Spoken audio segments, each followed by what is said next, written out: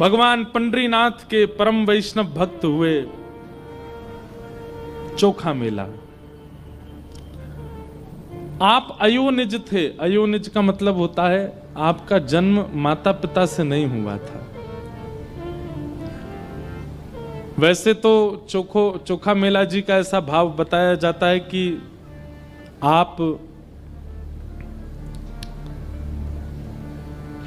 ज्यादा श्रेष्ठ जाति में आपका जन्म नहीं हुआ था। एक बात आपने कभी अनुभव की, कितने भी भक्त चरित्र सुन लो, भक्त चरित्रों में जाति की प्रधानता कभी नहीं होती। ये जाति बिरादरियों का ज्यादातर पॉलिटिशियन में ही इसका ज्यादातर भेद चलता है। हम लोगों में घोले जाने वाली ये बातें ज्यादातर ये राजकीय रूप से हमारे अंदर घोली जाती है। भक्ति भाव में कहां है बताइए मुझे। कितने नाम में गिना दूं ऐसे जिनको जाति के रूप में छोटा बताया गया और ठाकुर जी ने उनको हृदय से लगाया। उन्हीं के एक प्रमाण है चोखा मेला। श्री तुकाराम जी महाराज वे भी ब्राह्मण नहीं थे, पर उनको सब वंदन करते थे। श्री नामदेव जी महाराज, केवल ब्राह्मण होना सर्वाधिक श्रेष्ठ का भाव नहीं होता है। आप किसी भी जाति में हो, ठाकुर जी के रहो। और एक बात हम कहें, ये जाति में जन्म लेना एक प्रकार का टास्क है। ठाकुर जी कह रहे हैं तो मैं सामर्थ हो तो अपने भक्ति भाव से अपनी इस जाति के बंधन को तोड़ के दिखा, अपनी इस जाति से ऊपर निकल के दिखा। आज हमारे भारत के एक राष्ट्रपति पूर्व रहे एपीजे अब्दुल कलाम थे मुस्लिम, पर क्या उनको साधुओं ने वंदन नहीं किया? क्या उनको संतों ने स्वीकार नहीं किया? शंकराचार्य भगवान ने भी उनको स्वीकार किया। सब संत महापुरुष ब्राह्मण सब उनको देखते तो हाथ जोड़ते थे, सब ने स्वीकार किया। क्यों? क्योंकि उन्होंने एक जाति से ऊपर उठ गए वे, इसलिए सबने स्वीकार किया। इसलिए भैया हमारी प्रार्थना है कि अपने मन से, अपने भाव से, अपने कर्म से, अपने स्वभाव से ऊपर उठिए। आपको कोई देखे तो देख करके आपके प्रति ये भाव यह है, निश्चित ब्राह्मण ही होगा, निश्चित वैष्णव ही होगा, निश्चित ऐसा ही होगा। चोखा मेला जी, आपके माता पिता नैष्ठिक ब्राह्मण थे। पंडरीनाथ भगवान का दर्शन करने के लिए जा रहे थे और दर्शन करने जाते समय कुछ आम साथ में ले जा रहे थे भगवान को अर्पित करने के लिए। कई बार बंधुओं ऐसा होता है कि ठाकुर जी को आपके द्वारा प्रदत्त वस्तु बहुत ज्यादा प्रिय लग जाती है, तो ठाकुर जी के सन्मुख पहुंचने से पहले ही ठाकुर जी किसी योजना से उसको स्वीकार कर लेते। एक बार एक बालक आया मेरे पास वृंदावन, वो बोला महाराज जी मेरे साथ तो बहुत बुरा हो गया, रोने लगा। मैंने क्यों? बोले मैं जीवन में पहली बार बरसाना गया आज। मैंने कहा अच्छा, तो इसमें बुरा क्या हुआ? बोले मैं सोचा मैं श्री जी के लिए कुछ ले जाऊं, उनको बहन मानता हूं अपनी श्री राधा रानी को, तो मैं केला लेकर के गया। मैंने कहा अच्छा। मैं ऑटो में बैठ के गया था, पीछे बैठा था, भीड़ बहुत थी ऑटो में, पीछे लटक गया। एक जगह ब्रेकर आया तो ऑटो थोड़ा धीरा हुआ और इतने में ही बंदरों की टोली आई, सारे केले लेके भाग गई। महाराज जी पहली बार मैंने कुछ ले जाने का योजना बनाई और बंदर ले गए उसको। मैंने कि अरे बावड़े, बंदर नहीं लेके गए। श्री जी को वो इतने बढ़िया लग रहे थे कि श्री जी प्रतीक्षा नहीं कर पा रही थी कि तू बरसाना आवे, फिर सीढ़ी चढ़े, ऊपर जाके केला चढ़ावे, इसलिए पहले ही अपनी मंडली भेज दी, जाओ इससे हरण करके ले आओ, हमको लाके पवा दो।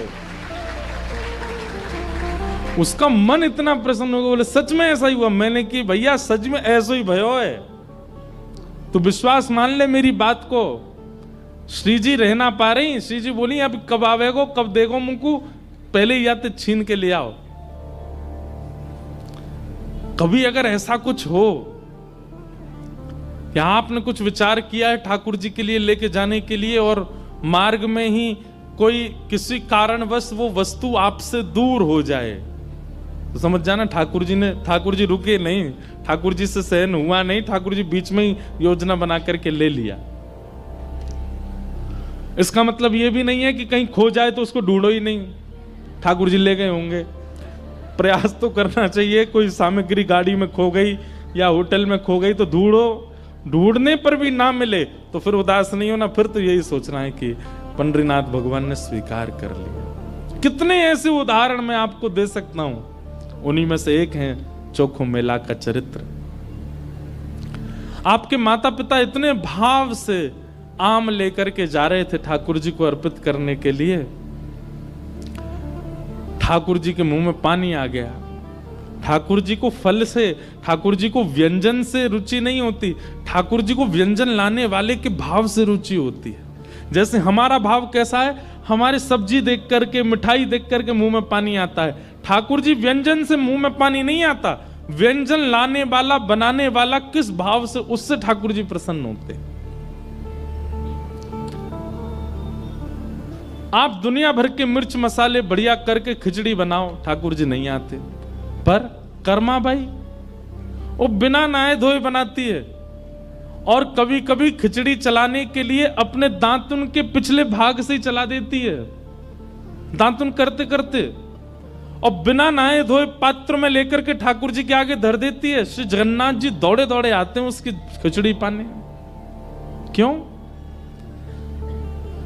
व्यंजन की दृष्टि से, व्यवहारिक दृष्टि से और मेरी आपकी दृष्टि से वो खिचड़ी पाने योग्य नहीं है, पर बनाने वाली का भाव इतना श्रेष्ठ है कि ठाकुर जी जगन्नाथपुरी से दौड़ के आते थे खिचड़ी पाने।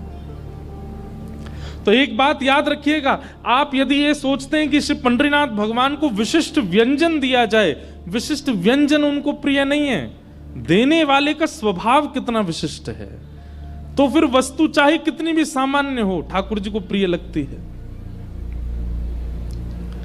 भैया सबरी के चरित्र में क्या हुआ?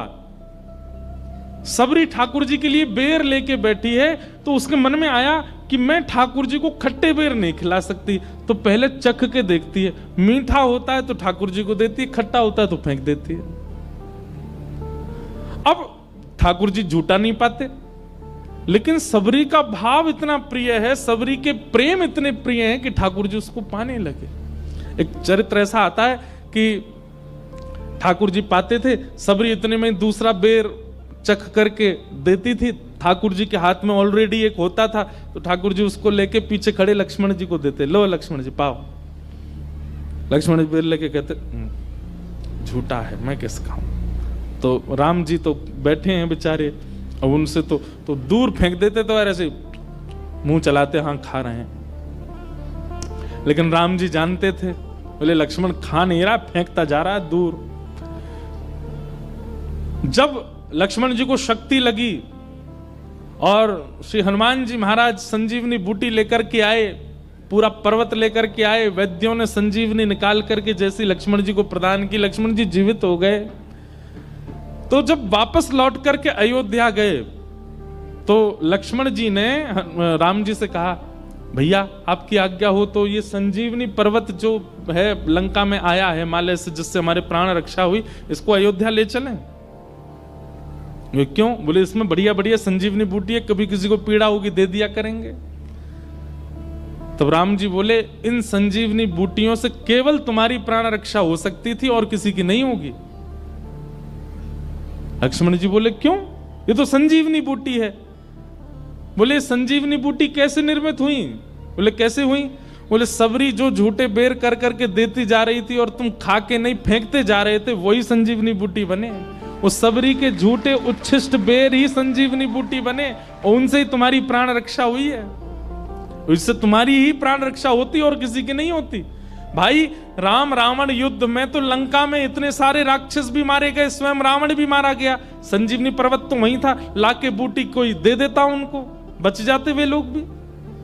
पर नहीं, केवल लक्ष्मण की प्राण रक्षा हुई, क्योंकि वो सबरी के उच्छिष्ट बेर, उसके मुख में अमृत है, प्रेम का अमृत, भाव का अमृत, भक्ति का अमृत, उससे बचे हो तुम। तब लक्ष्मण जी बोले, मैं भाव समझ नहीं पाया सबरी का।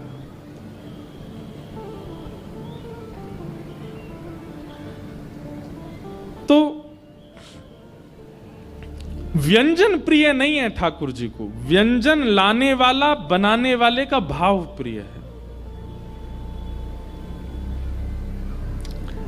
तो चोखा मेला जी के जो माता पिता थे वो आम लेकर के जा रहे थे ठाकुर जी के लिए। ठाकुर जी से रहा नहीं गया, कब आएंगे कब पवाएंगे, बीच रास्ता में ही दौड़े ठाकुर जी और एक ब्राह्मण का, विप्र का, साधु का रूप धारण कर लिया। और जैसे वो दंपति आगे से निकले, ठाकुर जी हाथ पसार के बोले, हमें बहुत जोर की भूख लगी है, आपके पास कुछ हो तो हमको दे दो। पत्नी ने पति को देखा, पति बोला कि देखो, हैं तो ये ठाकुर जी के लिए, पर साधु और हरिजन भी तो ठाकुर जी के स्वरूप होते हैं। हमारे पास तो खूब संख्या में आम हैं, ये महात्मा ज्यादा से ज्यादा 2-3 पाएंगे, इनको पवा देते हैं, बाकी के जो शेष बचेंगे उनको ठाकुर जी का भोग लगा देंगे।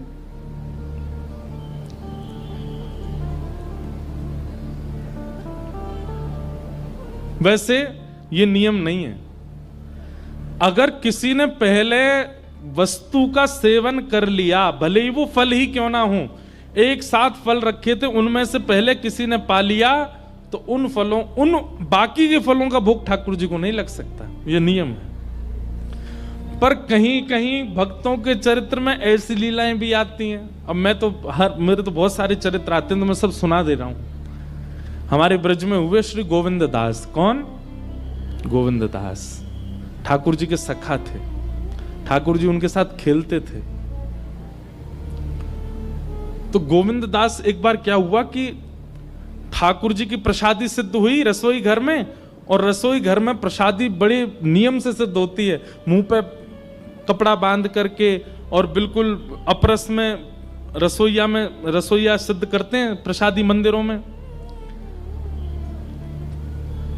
मुंह पे कपड़ा क्यों बांधते हैं? कि कहीं प्रसाद की सुगंधी अगर हमको आ गई, तो कहीं सुगंधी से हमारी जीभ में पानी आ गया तो ठाकुर जी भोग नहीं लगाएंगे।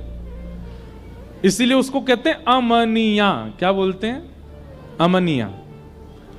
ठाकुर जी को जो निवेदित नहीं हुआ है, वो रोटी, वो सब्जी, वो दाल जो आपने बनाई, उसको बोलते हैं अमनिया। मतलब उस पर हमारा मन भी नहीं आया अभी तक, ठाकुर जी पाएंगे उसके बाद हम उसका सेवन करेंगे, इसलिए उसको अमनिया कहा जाता है। इसलिए कई बार कई भक्त लोग आते हैं ना, कुछ खीर बना के लाते हैं, हलवा, तो मैं उनसे पूछता हूं अमनिया है? तो बोलते हैं क्या?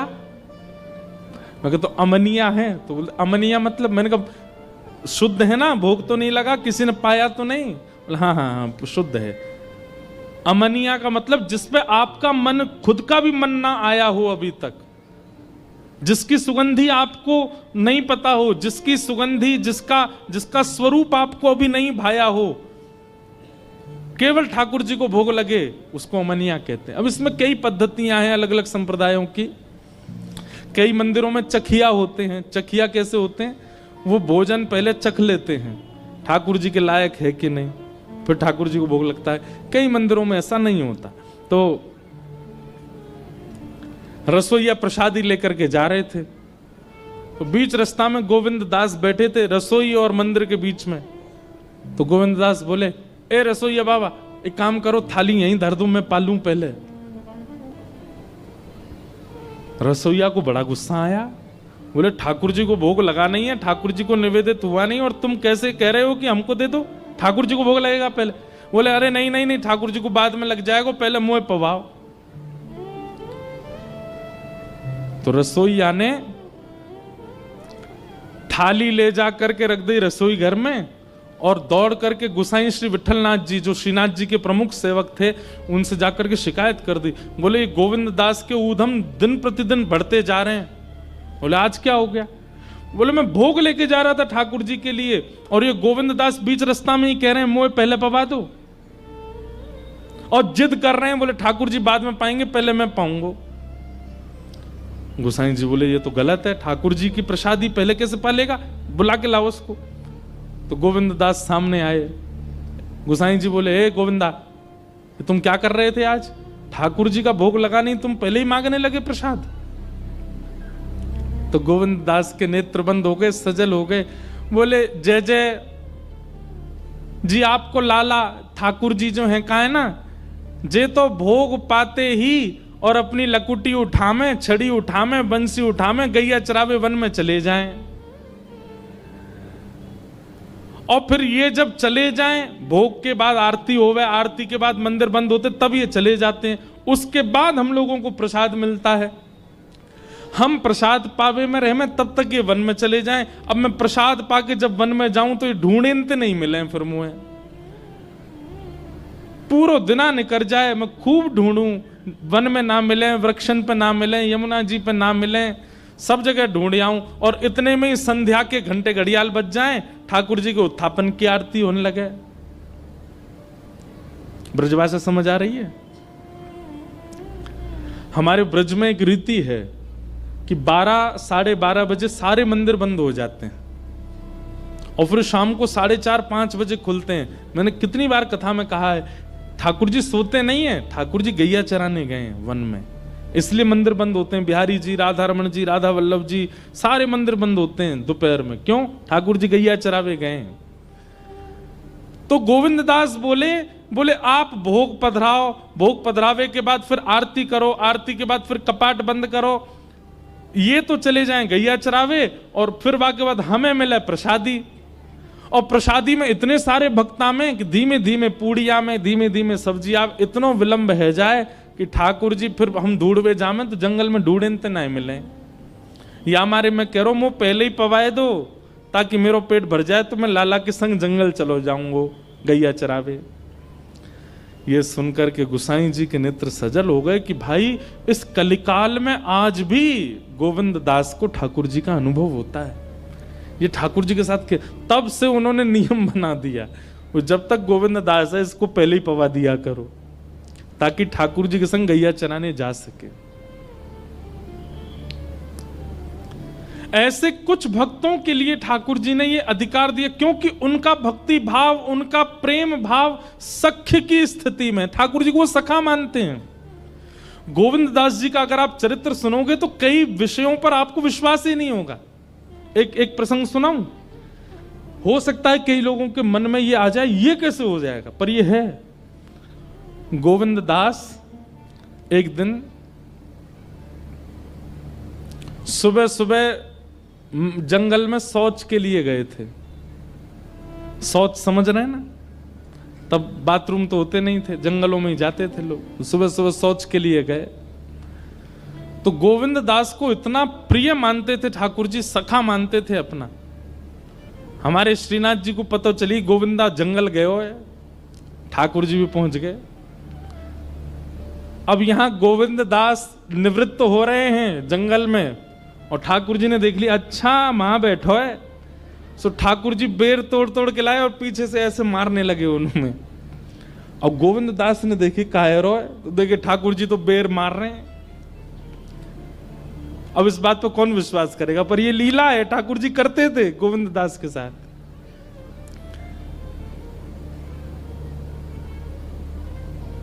ऐसे ऐसे चरित्र हैं। और फिर पता गोविंद दास क्या करते, जो बेर उनमें पड़ता बैठी बैठी अवस्था में पकड़ के वो ठाकुर जी पे मारते थे। अब सामान्य व्यक्ति देखे तो उसके मन में आ जाएगा राम राम राम राम, अपवित्रता का ध्यान नहीं कर रहे हैं राम ठाकुर जी पे, पर ठाकुर जी उनको सखा मानते हैं अपना। हुआ ऐसा था कि भगवान केवल 11 वर्ष ब्रज में रहे। जब श्री कृष्ण आए तो केवल 11 वर्ष ब्रज में रहे। ठाकुर जी की लीला करने का अभी और मन था, ऊधम करने का अभी और मन था, ठाकुर जी वो ऊधम कर ही नहीं पाए। इसलिए ठाकुर जी कलिकाल में दोबारा श्रीनाथ जी के रूप में प्रकट हुए और फिर प्रकट होकर सूरदास, कुम्मनदास, गोविंद दास, छीत स्वामी और इन सब अष्ट सखाओं के साथ ठाकुर जी ने फिर दोबारा से वही सब क्रीड़ाएं की। उसमें से श्रीदामा का जो रूप, जो ठाकुर जी के मित्र श्रीदामा हैं, वही कलयुग में गोविंद दास बन के आए। तो ठाकुर जी को लज्जा नहीं होती थी। एक लीला ऐसी आती कि एक दिन ठाकुर जी गोविंद दास के ऊपर चढ़ गए और बोले अब घोड़ा बन जा, मुझको शेर करा। तो गोविंद दास ऐसे चल के उनको घोड़ा बन के घूम रहे थे। इतने में गोविंद दास रुक गए। ठाकुर जी बोले का भयो, जय जय नेक उतर जाओ। बोले काय को? मोकू नेक लघु शंका लगी है नेक में चलो जाऊं। ठाकुर जी बोले बावड़े, कोई घोड़ सवारी करे और घोड़ा को लघु शंका लगे तो घोड़ा बातें बोले कि उतर जाओ। मैं लघु शंका जाऊंगो। गोविंदास बोले ना ना वो तो ना बोले। बोले वो कहा करे? बोले सवारी बैठी रहे, वो तो वैसे ही कर ले। बोले तू भी वैसे ही कर। और आप विश्वास नहीं मानेंगे, गोविंद दास ने सोचा कि नहीं नहीं नहीं, मैं ठाकुर जी की सेवा में हूं, मैं पूर्ण रूपेण सेवा में ही रहूंगा। इस वक्त मैं घोड़ा हूं तो मुझे घोड़े का ही भाव रखना है, और धोती में ही। और किसी ने ये दृश्य देख लिया और जाकर के गुसाई जी को शिकायत कर दी। बोले गोविंद दास बिल्कुल उसने आचार मर्यादा सब पानी में बहा दी, ऐसे कर रहा था जंगल में। गुसाई जी ने बुलाया तब गोविंदास ने बताया। बोले जय जय बैठे पीठ पे, मोते बोले अब तू घोड़ा है भैया, कोई घोड़ा कहे कभी कि भैया उतर जाओ, मैंने जा रहा हूं जंगल झाड़ी है क्या आऊं, घोड़ा तो चल तो फिर तो कर ले या हमारे मैंने कर ले। गुसाई जी ने तब से नियम बना दिए। बोले भाई गोविंद दास की कोई शिकायत मत किया करो मुझसे, उसको सब चीज की छूट है। क्यों?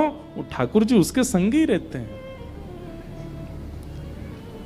ऐसे सखा श्री गोविंद दास सुना रहे थे चोखो मेला जी का चरित्र। आ गए गोविंदास जी। गोविंदास जी का एक पद गा देते हैं। बहुत सुंदर सुंदर पद हैं श्री गोविंद दास।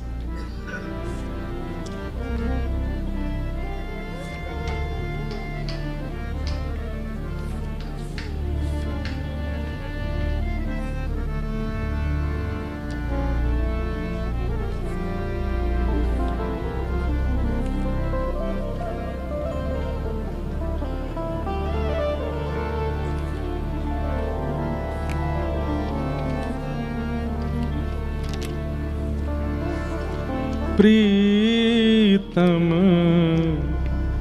प्रीत ही सौंपई है, प्रीतम प्रीत ही गोविंद दास कह रहे हैं।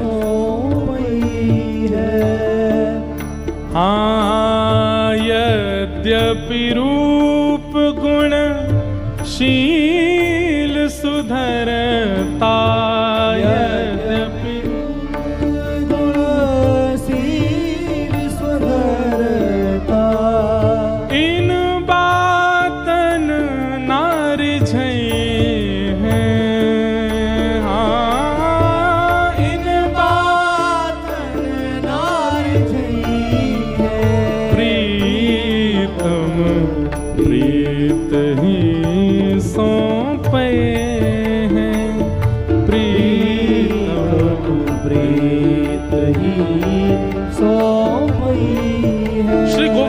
कह रहे हैं भले ही आप रूपवान हो, शीलवान हो, गुणवान हो, इनसे ठाकुर जी को नहीं पाओगे।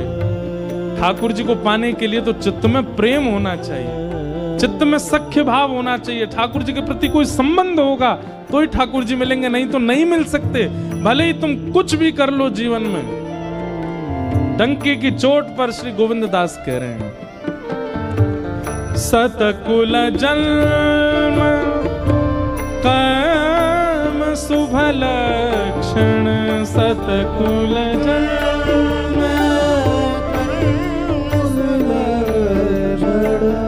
सतकुल जन्म कर्म शुभ लक्षण, सतकुल जन्म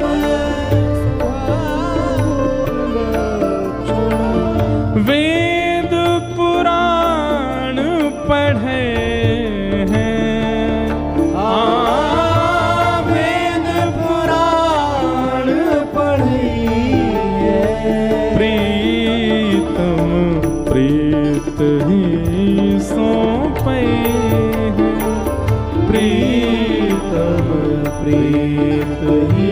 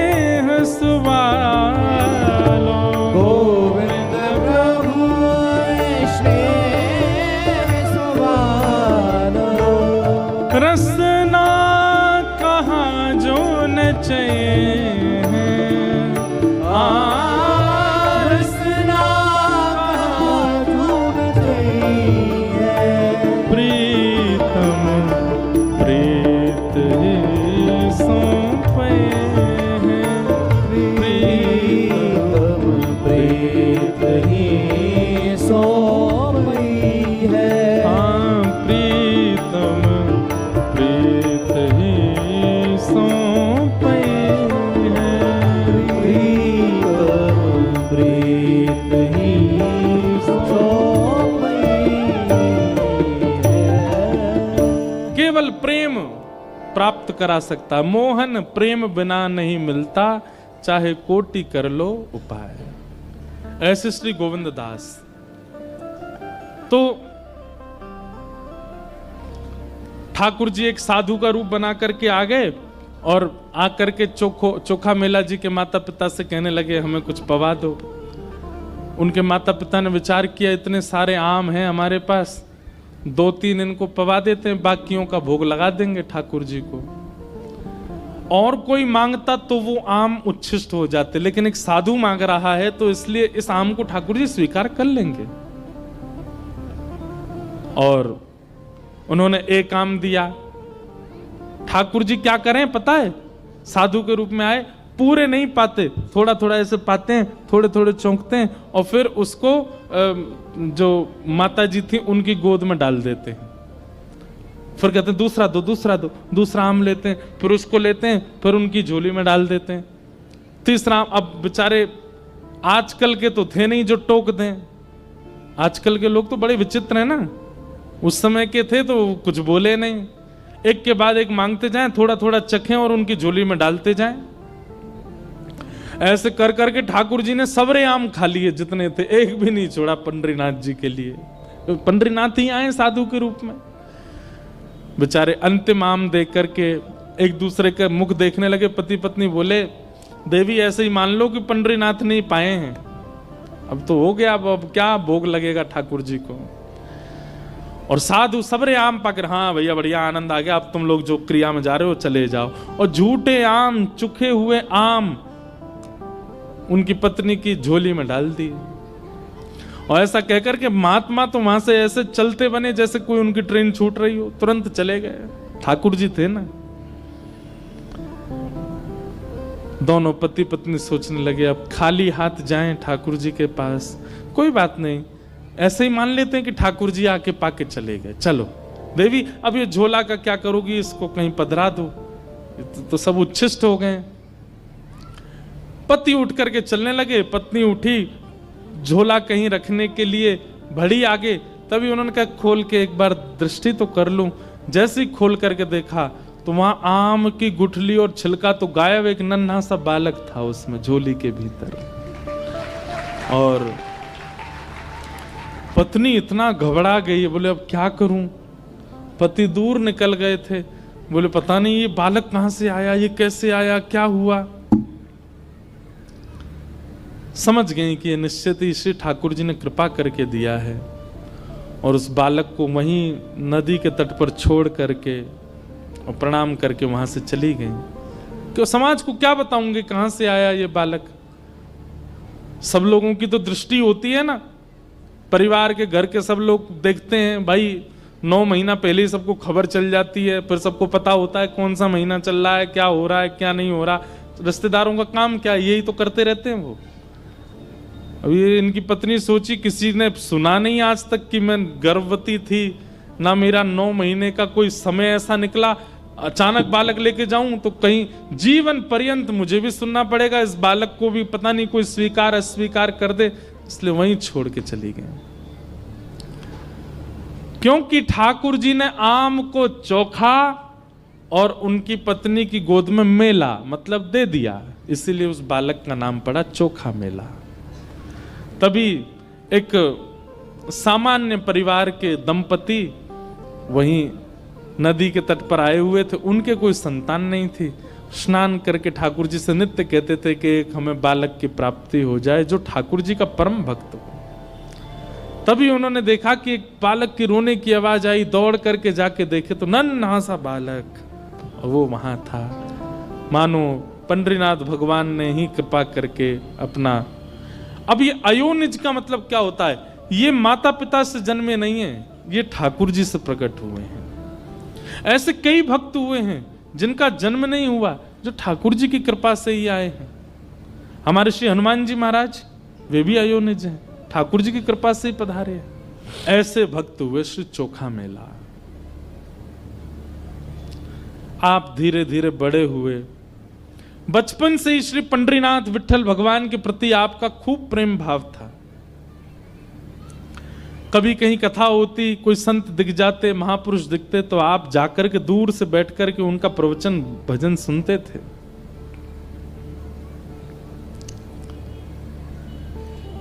एक दिन आपको कुछ धन की प्राप्ति हुई तो आपके मन में भाव आया कि मैं पंढरपुर जाऊं और कुछ सामग्री ठाकुर जी को निवेदित करके आऊं। और आपने खूब सारे फल खरीदे और फल खरीद करके लेकर के गए ठाकुर जी को अर्पित करने के लिए। जैसे ही वहां पहुंचे तो मंदिर के सब लोग बोले, भैया ये तो दर्शन तो कर सकते हो, अधिकार है सबको, पर तुम्हारे हाथ का चढ़ाया हुआ भोग ठाकुर जी लगाएंगे? जानते हो तुम कौन हो, कैसी बिरादरी से आते हो, कैसे कुल में जन्मे हो, चलो निकलो यहां से। चोखा मेला जी ने थोड़ा कह दिया होगा, भैया ठाकुर जी ये सब थोड़ी देखते हैं, ठाकुर जी तो भाव देखते हैं। तो फिर लोगों ने थोड़ा सा हाथ भी उनको लगा दिया, थोड़ी सी मारपीट भी कर दी। बेचारे बाहर खड़े खड़े रोते रहे, जय हो विठोबा, अमीरों के ठाकुर हो आप, तो बड़ों के ठाकुर हो, हमारे हाथ की क्यों स्वीकार करोगे। रोते बिलखते चोखा मेला जी वापस चले गए। ठाकुर जी पीड़ा नहीं देख पाते अपने वैष्णव भक्त की। पर मैं एक बात कहता हूं कथा में,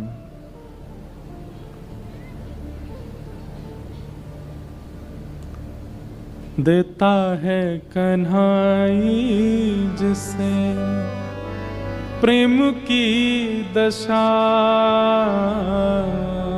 देता है कन्हाई जिसे प्रेम की दशा।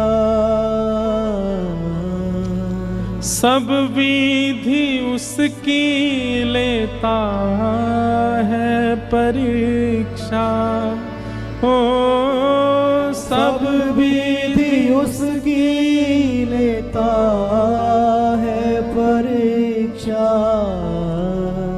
कभी निकट बुलाए, कभी निकट बुलाए, कभी दूरियां बढ़ाए, कभी दूरियां बढ़ाए।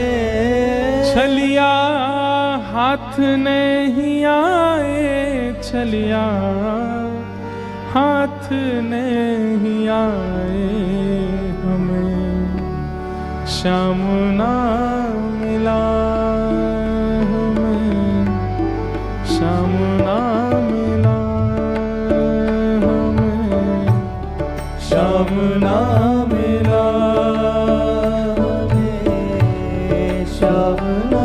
भैया आप जाते हैं और आपको अति सहज में श्री पंडरीनाथ भगवान मिल जाते हैं। ना कोई परिश्रम, ना कोई परीक्षा, ना कोई पीड़ा। आपने मन बनाया और तुरंत पहुंच गए पंढरपुर। तो समझो अभी ठाकुर जी, आप तो प्रेम करते हो पर ठाकुर जी अभी शायद प्रेम करते नहीं। ठाकुर जी प्रेम करना प्रारंभ करेंगे तो पता क्या होगा, 1 महीना से प्लान बनना है, वृंदावन जाएंगे, वृंदावन जाएंगे। अब तो सब तैयारी हो गई, कपड़े लग गए, सामान लग गया, सब व्यवस्था हो गई। और जैसे ही वृंदावन आने में केवल 3 दिन का समय रहा, वृंदावन जाने की तिथि आ गई। 3 दिन पहले ही कुछ ऐसा होगा कि नहीं जा पा रहे, नहीं बन पा रहा कोई कार्यक्रम। व्याकुल हो जाओगे, व्यथित हो जाओगे, परेशान हो जाओगे, क्या करें। तब भी हाथ पैर मार करके कुछ योजना बनाओगे कि कैसे भी हम चले जाएं। पैसा ज्यादा खर्च करके फ्लाइट की टिकट देखोगे तो पता चलेगी उस दिन फ्लाइट ही नहीं है। और हाथ पैर खर्च करके कुछ योजना बनाओगे, कहीं और से कुछ करके योजना कैसे भी जाएं। अरे महाराज कहां तक कहें, ट्रेन का इंजन खराब हो जाएगा लेकिन जा नहीं पाओगे। इस प्रकार से इतना परेशान कर दें कि बस व्याकुल हृदय कहने लगे, हे श्याम सुंदर क्यों कर रहे हैं आप। और तब सब जगह प्रयास करके हार जाओगे, बैठ जाओगे, नहीं जा पाओगे वृंदावन में। तब समझना ठाकुर जी प्रीति प्रेम करते हैं, तभी इतनी परीक्षा ले रहे हैं। सहजता में मन बनाया और पहुंच गए अपने गुरु घर, पहुंच गए वृंदावन, पहुंच गए पंढरपुर, और बड़े आराम से दर्शन करके तुरंत लौट भी आए। तो समझना आप एक तरफा प्रेम में हो, आप करते हो, ठाकुर जी नहीं करते। ठाकुर जी करेंगे तो इतनी सहजता से दर्शन देंगे नहीं, बहुत छेड़ेंगे आपको रास्ते में, और तब मुख से यही निकलेगा, हे सुन राधिका दुलारी, सुन राधिका दुलारी, तेरे द्वार का भिखारी, तेरे द्वार का भिखारी, तेरे श्याम का पुजारी, एक पीड़ा है हमारी, हमें श्याम ना मिला, हमें श्याम ना मिला, हमें श्याम ना मिला, हमें श्याम ना मिला। बोल वृषभानु दुलारी की।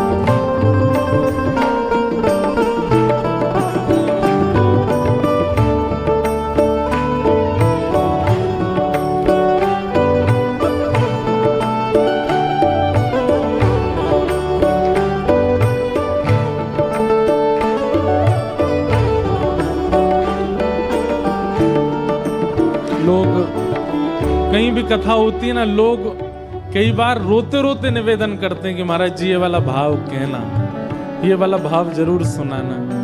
पर ये भाव सुनते हैं तो इस भाव के जो शब्द हैं ना, उनको भी समझिए। देता है कन्हई जिसे प्रेम की दशा, सब विधि उसकी लेता है परीक्षा। कभी दूरियां बढ़ाए, कभी निकट बुलाए, छलिया हाथ नहीं आए। ये पंक्ति मुझे बहुत प्रिय है। अपना जहां जिसे कहे सब कोई,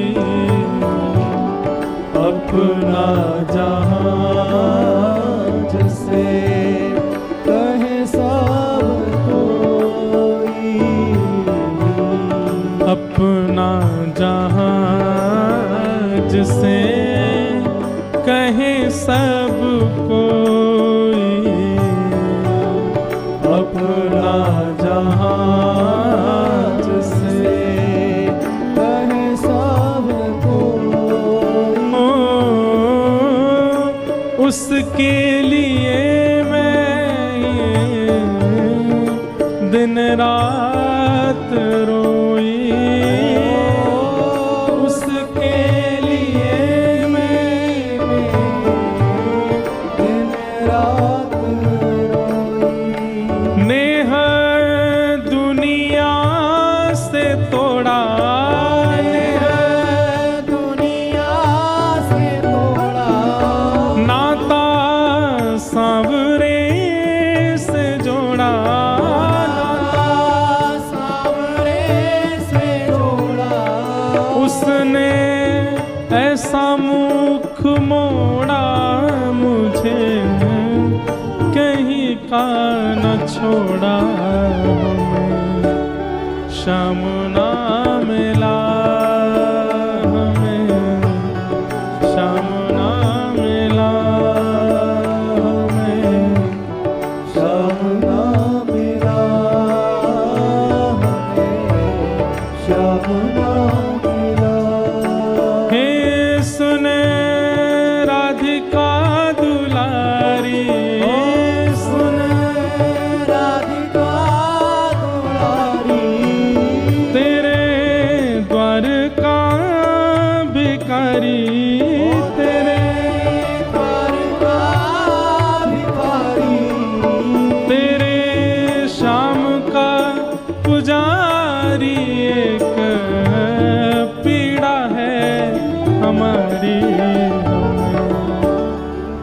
श्याम ना मिला हमें, श्याम ना मिला हमें, श्याम ना मिला हमें, श्याम ना मिला हमें, श्याम ना मिला हमें, श्याम ना मिला हमें, श्याम ना मिला श्याम ना मिला। चोखा मेला सामने खड़े हैं और सब उन्हें भगा रहे हैं वहां से। उनके द्वारा लाए गए जो फल थे उनको कुचल दिया, बाहर फेंक दिया। बोले ये ठाकुर जी स्वीकार नहीं करेंगे, तेरे हाथ की छुपी वस्तु ठाकुर जी को जाएगी कोई? चल जा यहां से।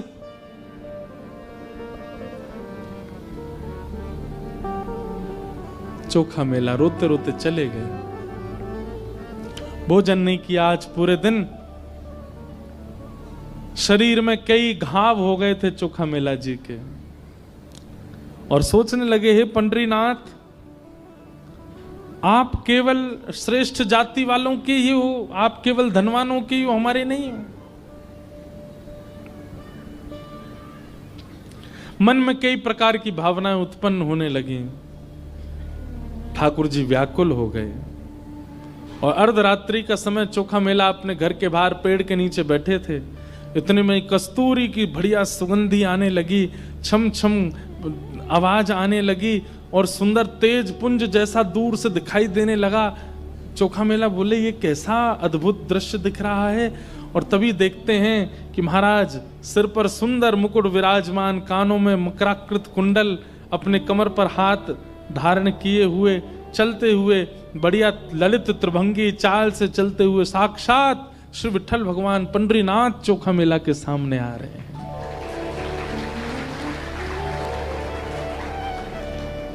देख लिया, समझ गया, पहचान गया कि ठाकुर जी हैं। पर जैसे एक प्रेम में स्वभाव होता है ना कि प्रेमी पहले कुछ गलत करके फिर मनाने आता है तो दूसरा प्रेमी रूठ के और बैठ जाता है। चोखा मेला ऐसे बैठ गए, देखे ही नहीं रहे ठाकुर जी को। ठाकुर जी बोले, चोखा, पहली बार अपना नाम ठाकुर जी के मुख से सुना है। रोंगटे खड़े होने लगे, मन में आनंद हो रहा है, पर रूठ के बैठे। मैं कहा करता हूं बंधुओं, जहां प्रेम बहुत किया गया हो वहां रूठना, गुस्सा करना, लड़ना, झगड़ना, थोड़ी नोक झोंक करना, ये अधिकार में आ जाता है। जहां प्रेम अतीत में किया गया हो। ठाकुर जी बोले, देख हम आए हैं, बैठाएगा नहीं हमको? दूर से खाट लेकर के आए, चोखा मेला जी लगा दी और ठाकुर जी उस पर बैठ गए। लेकिन मुंह फेर के बैठे चोखा मेला। ठाकुर जी बोले, ये चोखा मेरी ओर नहीं देखेगा, मुझसे बात नहीं करेगा, कुछ नहीं बोले। ठाकुर जी अपने मस्तक पर लगे हुए चंदन को थोड़ा थोड़ा लेकर के चोखा मेला की जहां जहां लगी थी वहां वहां अपने अंग का चंदन लगा रहे हैं अपने हाथ से। ठाकुर जी हाथ ऊपर कर, तेरे यहां भी लगी है, वहां भी लगा रहे, तेरे पैरों में भी लगी है। पैर जैसे छूने लगे, चोखा, नहीं आप ऐसा मत कीजिए नाथ, आप पधारे हैं, बस कृपा है। लिपट गए ठाकुर जी से। ठाकुर जी बोले, तू इतना नाराज क्यों हो गया? बोले, नाथ ऐसा व्यवहार, मैं कितने भाव से आपके लिए फल लेके आया था। आप ये हमेशा आपके पास रहने वाले इन लोगों को आप क्यों नहीं समझाते हो कि आप तो प्रेमियों के हो? ठाकुर जी बोले, मैं गीता में कहता हूं, ये यथामाम प्रपद्यन्ते ताम्स तथैव भजाम्यहम्। मुझे जो जैसे भजता मैं उसको वैसे ही मिलता हूं। ये लोग मुझे पाषाण मानते हैं, ये लोग मुझे मूर्ति मानते हैं, ये लोग मुझे पत्थर मानते हैं, इसलिए ना इनके आगे मैं बोलता हूं, ना चलता हूं, ना खाता हूं, ना कुछ नहीं करता, ऐसे खड़ा रहता हूं। लेकिन तू मूर्ति नहीं मानता इसलिए तेरे लिए चल के आ गया। जना भाई मुझे मूर्ति नहीं मानती, उसके हाथ से खाने जाता हूं मैं। ये नामदेव तुकाराम मुझे मूर्ति नहीं मानते, इसलिए उनके साथ खेलता हूं मैं। अब इन लोगों को कौन समझाए ये लोग सब मुझे मूर्ति मानते हैं तो मैं भी इनको मूर्ति ही मानता हूं। ठाकुर जी क्या कह रहे हैं गीता में कि मुझे जो जैसे बचता मैं उसको वैसे ही मिलता हूं। जो ठाकुर जी के प्रति पाषाण बुद्धि रखता है, ठाकुर जी उस व्यक्ति के प्रति भी पाषाण बुद्धि रखते हैं। फिर वो व्यक्ति कहता है ना, हे ठाकुर जी मेरे जीवन में बहुत कष्ट संकट आ रहे हैं, ठाकुर जी भी कहते होंगे पाषाण को कोई कष्ट संकट नहीं होता, तू पाषाण ही तो है। ठाकुर जी को ये अनुभव ही नहीं होता कि हम भी चैतन्य हैं। जब हम ठाकुर जी के प्रति चैतन्य का भाव रखेंगे तो ठाकुर जी को भी लगेगा कि ये भी चैतन्य है। और फिर जैसे चोखा मेला के अंग पर लगे हुए पीड़ाओं को ठाकुर जी अपने चंदन से ठीक कर रहे हैं, वैसे हमें भी करेंगे। हमने ठाकुर जी को मूर्ति माना, ठाकुर जी भी हमको मूर्ति मान करके खूब सारे कष्ट दे देते हैं जीवन में। फिर हम कहते हैं ठाकुर जी इतनी पीड़ा, इतना कष्ट। ठाकुर जी कहते हैं पत्थर को कोई कष्ट थोड़ी होता बेटा।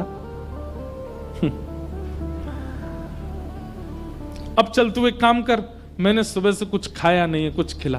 तो बोले आपका तो मंदिर में 8 बार भोग लगता है, क्यों झूठ बोल रहे हो, कुछ नहीं पाया। बोले नहीं, आज मेरे भक्त को पीड़ा दी गई थी इसलिए मैंने उपवास किया, मैंने नहीं पाया, मैंने कुछ नहीं पाया। चोखा तूने भी कुछ नहीं पाया ना, चल कुछ लेके आ, पाएंगे।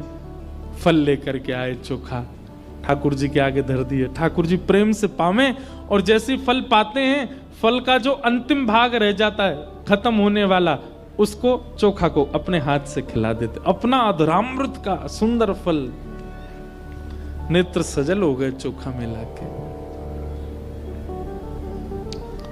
कुछ फल बच गए थे तो ठाकुर जी उनको लेकर के अपने फेंट में बांधने लगे।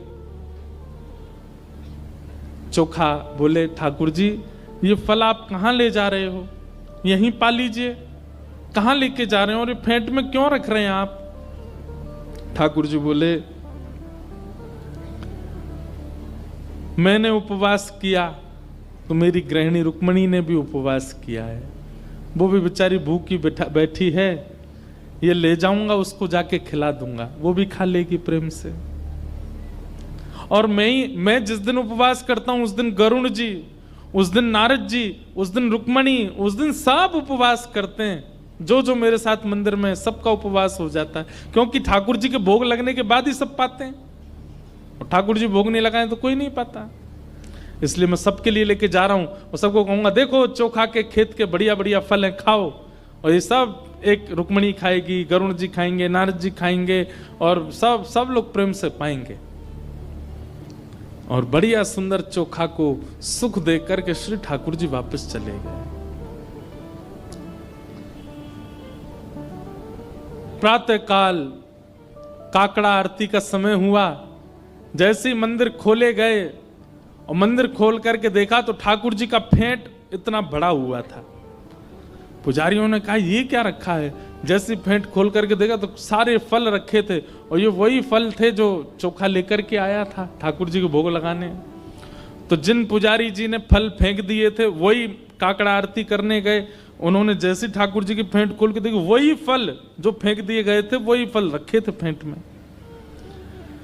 अब उनके मन में किंचित भी ऐसा भाव नहीं आया कि ठाकुर जी रात में चोखा के पास गए होंगे या जो फल मैंने फेंक दिए थे वो ठाकुर जी के पास कैसे आ गए।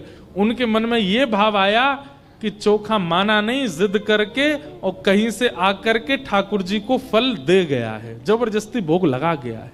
बार बार मना करने पर भी जिद्दी चोखा मिला, आकर के अपने फल ठाकुर जी को चढ़ा के गया है। और पूरी मंदिर कमेटी और सब लोगों को इकट्ठा करके कहा कि ये चोखा ने ऐसा ऐसा किया है। मतलब किसी के मन में पॉजिटिव बात नहीं आई, नेगेटिव आई। ये भी कलयुग का प्रभाव है कि परिस्थिति आपके जीवन में सकारात्मक भावना प्रकट नहीं करती है, नकारात्मक सोच। चलते चलते गिर गए तो क्या सोच रहे हैं, टेढ़ी टेढ़ी नजर से देख रहा था मेरे को वो, इसीलिए गिर गया मैं। उस पर कुछ हम लोग सकारात्मक नहीं सोचते। बहुत तेज भूख लगी थी लेकिन 2 रोटी खाते ही पेट भर गया, तीसरी रोटी अब मन नहीं हो रही, इच्छा नहीं हो रही। क्यों, तुम तो पाने के लिए बैठे थे, बहुत कह रहे थे भूख लगी, 2 रोटी में ही हो गया काम। मुझे नजर लग गई है किसी की, अपने आप ही सोच लेते हैं।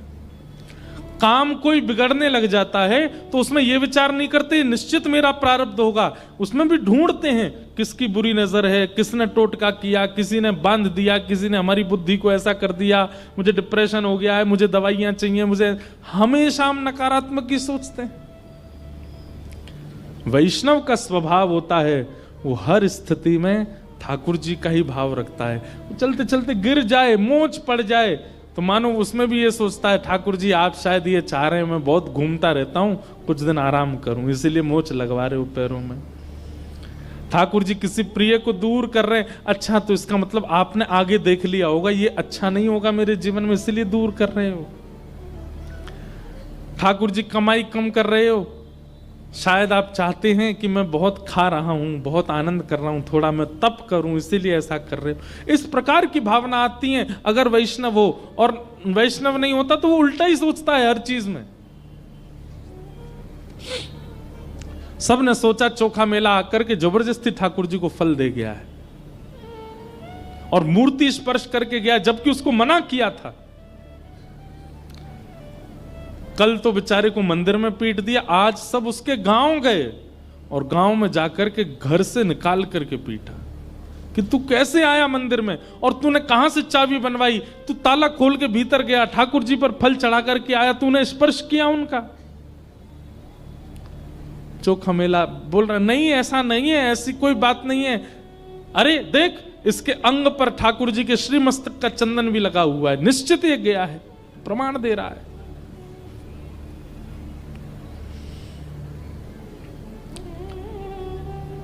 बेचारे चोखा मेला की स्थिति दयनीय कर दी और लौट करके सब पुजारी पंडा और सब समाज के लोग, इससे कोई आप ये मत सोचना कि पुजारियों की निंदा की जा रही है, उस समय पर उस काल में ऐसी विचारधारा वाले लोगों की निंदा हो रही है। आप पुजारियों के प्रति कुदृष्टि मत रखना। लौट करके जैसे ही सब वापस पंढरपुर आए, हाथ पांव धो करके स्नान करके अपरस में जैसे ही मंदिर में प्रवेश करने लगे, ठाकुर जी ने अपने आप अपनी किवाड़ बंद कर ली और भीतर से चटकनी लगाती। अनेक प्रयास करने पर भी ठाकुर जी का मुख्य दरवाजा नहीं खुला। पुजारी जन सब बाहर बैठ गए घुटनों पर, हे पांडुरंगा, हे विठल, हे नाथ, क्या अपराध बन गया हम लोगों से, आपने क्यों ऐसा हमसे रूठ के बैठ गए। भीतर से ठाकुर जी के स्वर सुनाई दिया और उस स्वर में करुणता थी, ठाकुर जी मानो जैसे रो रहे हो। बोले तुम सब मेरे दर्शन के अधिकारी नहीं हो। अरे बेचारा मेरा भक्त चोखा मेला आया और आकर के फल लेकर के आया, तुमने यहां फेंक दिए, तो मुझे दया आ गई, मैं रात्रि उसके घर गया, उसके शरीर पर घाव देख करके अपना चंदन लगाया, उसके घर के उसके खेत के उपजाए हुए फल खा करके आया, रुक्मणी जी के लिए लेकर के आया, फेंट में बंदे देख करके तुम्हारे मन में किंचित भाव नहीं आया कि इतनी सुरक्षा में मंदिर में कैसे आ जाएगा चोखा मेला। मैं गया था उसके पास और तुम लोगों ने उसको इतनी पीड़ा दे करके आए हो। तुम लोग मेरे दर्शन के अधिकारी नहीं हो। आज से लेकर के पृथ्वी के अंत तक मैं वचन लेता हूं कि अब मैं किसी को दर्शन नहीं दूंगा, मैं ऐसे ही बैठा रहूंगा भीतर। थर थर कांपने लगे सब पंडा पुजारी, दंडवत करने लगे, हे पांडुरंगा आप जो कहेंगे, आप कहेंगे कि हम चंद्रभागा में कूद करके प्राण त्याग दें तो हम सब प्राण त्याग देंगे, आप जो दंड कहेंगे वो सब स्वीकार है, पर इस प्रकार का कठोर आप व्रत मत लीजिए दर्शन देने का। जीवों का कल्याण कैसे होगा कलयुग में। आप प्रायश्चित बताइए, आप दंड बताइए, हमें क्या करना है। ठाकुर जी बोले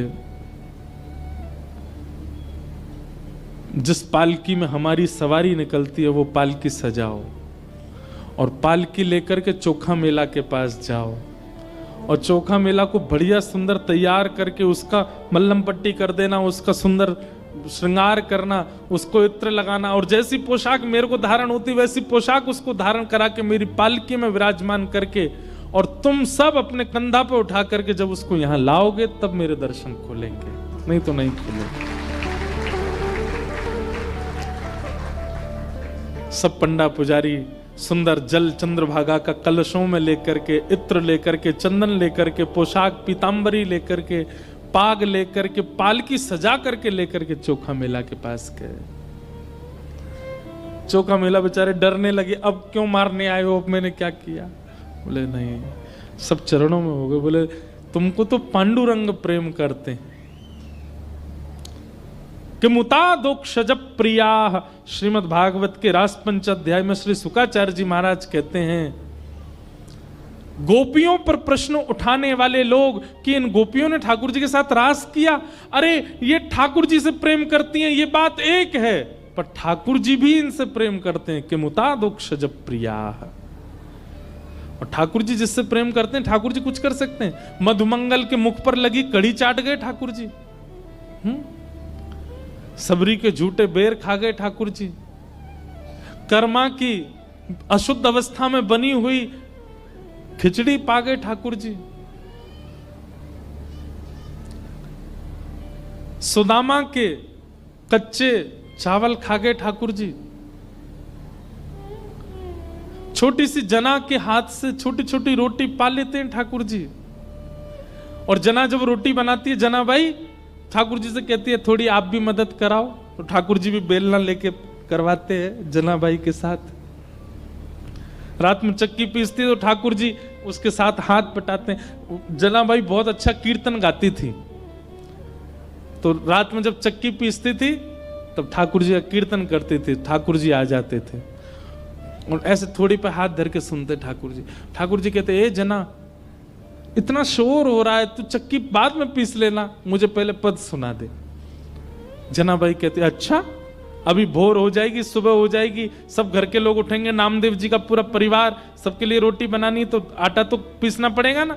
आपका क्या, आप तो मंदिर में जाओगे, वहां बढ़िया चकाचक पाओगे, यहाँ हम सबको पाने के लिए तो आटा पीसना ही पड़ेगा। ठाकुर जी कहते, ये बहुत शोर करता है। जनाबाई बोली, मैं छोटी सी, मेरे छोटे से हाथ, अब जितना मुझसे बल पड़ेगा उतना करूंगा, तुम तो बड़े हो, चलो हाथ बटाओ मेरे साथ। और एक हाथ जना का और उसके ऊपर दूसरा हाथ पंडरीनाथ लगाते हो, फिर दोनों चक्की पीसते। और चक्की पीस करके जल्दी से जल्दी जब गेहूं पिस जाते, फिर जना से कहते, अब सुना। और सामने बैठ करके पंडरीनाथ सुनते जनाबाई को। कितना प्रेम है ठाकुर जी के चित्त में। कोई प्रेम प्रदान करने वाला चाहिए। हम लोग प्रेम को छोड़ के बाकी सब देते हैं ठाकुर जी को। सोना ले, चांदी ले, जवाहरात ले, रुपया ले, फूल माला ले, प्रसाद ले, और इन सब के बाद हमारे आर्त भी ले, हमारे संकट भी ले, ये सब ले। कोई प्रेम देता है ठाकुर जी को? आज तक की तारीख में कभी पंढरपुर जाकर के आपने ठाकुर जी के प्रणाम करके ऐसा कहा, ठाकुर जी आप कब से खड़े हो, थकते नहीं हो आप, आपके पैरों में पीड़ा नहीं होती? कभी कभी कहा ऐसा? अरे मैं 50-100 लोगों से मिल लेता हूं ना दिन में, इतना थकान सी लगने लगती है। ठाकुर जी तो लाखों लोगों को दर्शन देते हैं। जब तक अंतिम दोहरी का व्यक्ति दर्शन नहीं कर जाता, पंडरीनाथ भगवान खड़े रहते हैं। कभी आपने जाकर के ये इच्छा प्रकट की, हे पांडुरंग आप थक गए होंगे? जनाबाई करती थी। एकादशी का कीर्तन चल रहा है और श्री नामदेव जी उछल उछल के कीर्तन कर रहे थे। नामदेव जी के कीर्तन में रोज ठाकुर जी आते थे, किसी को नहीं दिखते थे, जनाबाई को दिखते थे। आज एकादशी है और एकादशी पर कितनी भीड़ होती है पंढरपुर में। जनाबाई नामदेव जी से जाके कह रही है, आज ज्यादा कीर्तन मत करना। क्यों? सुबह से खड़े हैं मंदिर में, थक गए हैं बहुत, आज लाखों लोगों ने दर्शन किया, इतनी थकान में फिर यहां आकर के आपका कीर्तन सुन के पांडुरंगा नाचेंगे, उनके पांव में पीड़ा हो जाएगी। आप ज्यादा तेज कीर्तन मत करना। ऐसी भावना हमारे चित्त में आई है कभी?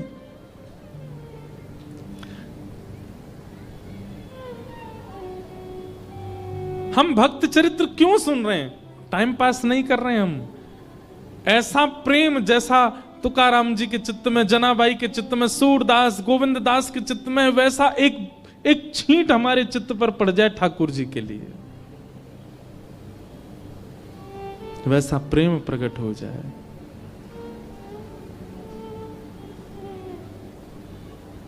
प्रेम की पीड़ा मीरा जाने, या जाने वो राधा।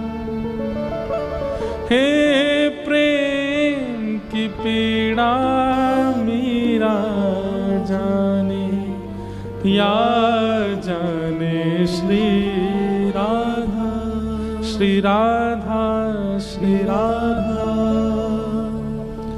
राधा राधा कह ले प्राणी, कट जाएगी बाधा, हो प्रेम की पीड़ा मीरा जाने, या जाने श्री राधा, श्री राधा, श्री राधा। प्रेम अमर है, प्रेम अजर है, गंगा जल की धारा, प्रेम अमर है, प्रेम अजर है, गंगा जल की धारा। जब मैं बहुत छोटा था तो स्कूल जाता था, स्कूल से आता था तो पूज्य रमेश भाई ओझा जी की कथा सुनता था और वे इस पद को गाते थे और पूरे दिन यही पद ही सुनता रहता था बाल्यकाल में। मैंने आज तक कथा में बहुत एक आध बार ही गाया होगा या आज मन में आ रहा है। बहुत सुंदर भाव है। प्रेम अजर है, प्रेम अमर है, गंगा जल की धारा, प्रेम अजर है, प्रेम अमर है, गंगा जल की धारा। प्रेम कैसा है? प्रेम से ऊंची नहीं ऊंचाई, प्रेम हरि को है प्यारा,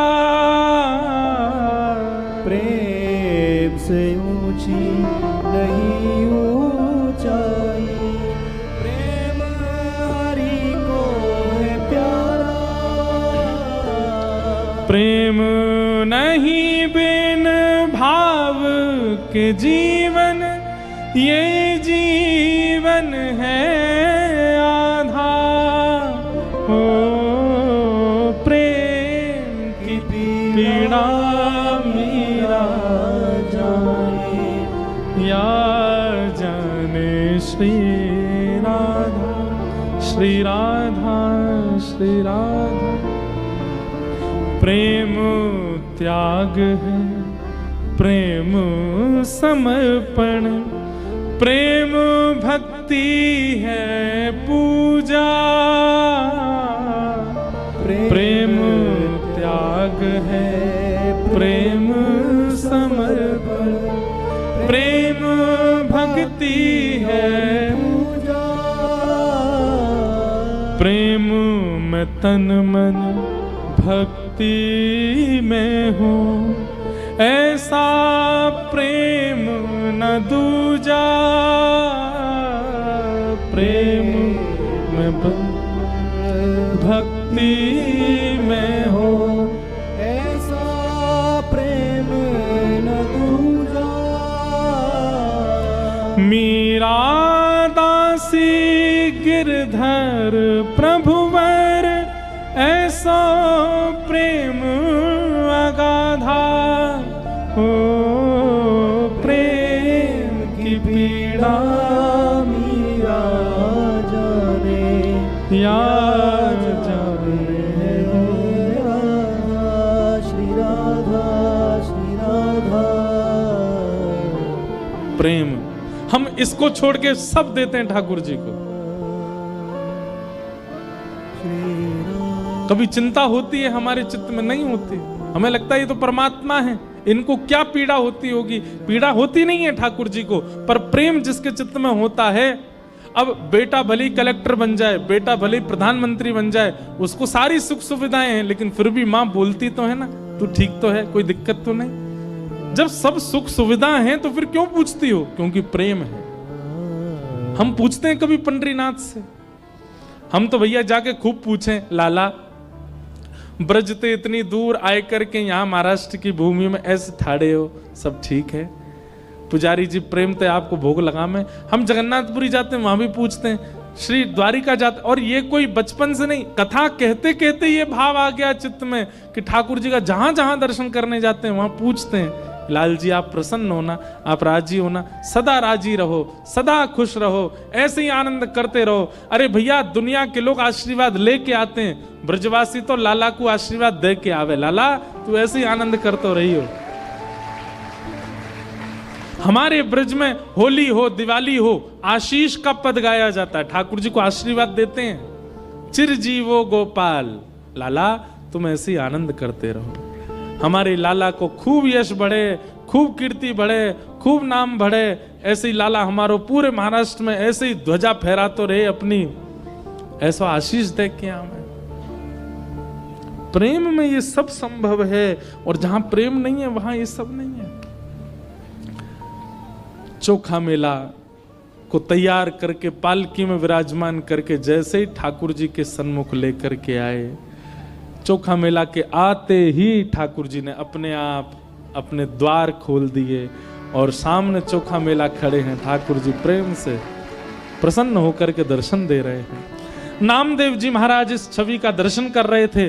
चोखा मेला रथ अपनी पालकी से उतर के दौड़ करके गए ठाकुर जी को जैसे अंक में भरा, भगवान प्रतिमा से प्रत्यक्ष हो गए और प्रत्यक्ष होकर के चोखा मेला को अपने हृदय से लगा लिया। आज भी उनकी समाधि वहां ठाकुर जी के बिल्कुल मंदिर के द्वार के सामने ही बनी हुई है। और कहते हैं आज भी ठाकुर जी की पालकी जाती है उनके गांव। ठाकुर पूरी दुनिया में भक्त आते हैं ठाकुर जी के पास, और ठाकुर जी जाते हैं भक्त से मिलने। ऐसे हमारे श्री पांडुरंग, ऐसे हमारे श्री ठाकुर जी बड़े प्रेम और भाव से विराज रहे हैं, आनंद करा रहे हैं। इस प्रकार आज गोविंद दास, गोविंद स्वामी, जन कौन कौन के चरित्र हमने एक साथ ही सुना दी। खिचड़ी बना के पवाई आज तो। खिचड़ी में मटर भी थी, आलू भी थे, और क्या कहते हैं धनिया पुदीना सब डाल दिया। तो सबके भाव से आप सबको खूब प्रेम से जो जो भाव लग रहा है सुना रहे हैं।